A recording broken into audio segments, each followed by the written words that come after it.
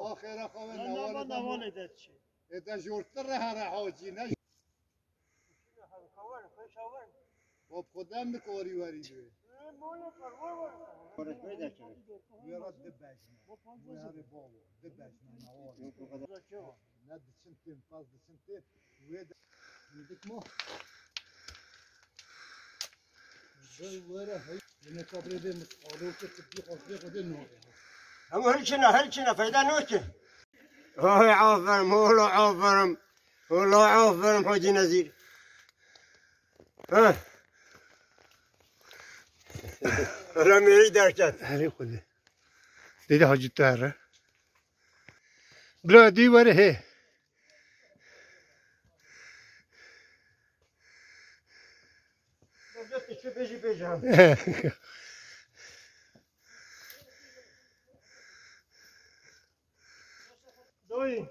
Tamam.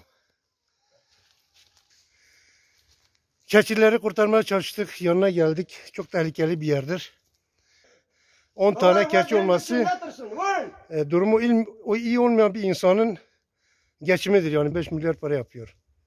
Ve biz Meydandere'de Boşi köyünde Hacı Sadi dayımız şu anda görüyorsunuz arkada yardıma geldi. İkimiz beraber şu anda keçileri kurtaracağız. Yalnız 2 tane intihar etmiş şu uçurumda.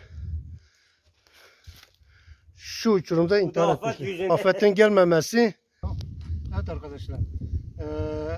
Hüseyin Toprak kaç gündür, yaklaşık kaç gündür keçiler? Bir haftadır burada. Afet'i arıyor.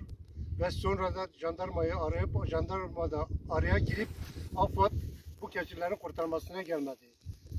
10 taneden 2 tanesi intihar etmiş, ölmüş ve Meydandere'deki dayımız, Hacı Sadi dayımız bize köye gelip bize yardımcı oldu ve şu anda 8 tanesini sağ salim gördüğünüz gibi çıkarttık.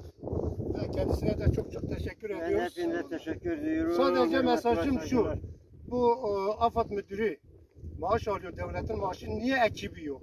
Sadece sorun bu. Ekibi niye hazır değil? Belki şu anda ben sahibi olarak, bu keçilerin sahibi olarak orada ben mahsur kaldım. Kim beni kurtaracak?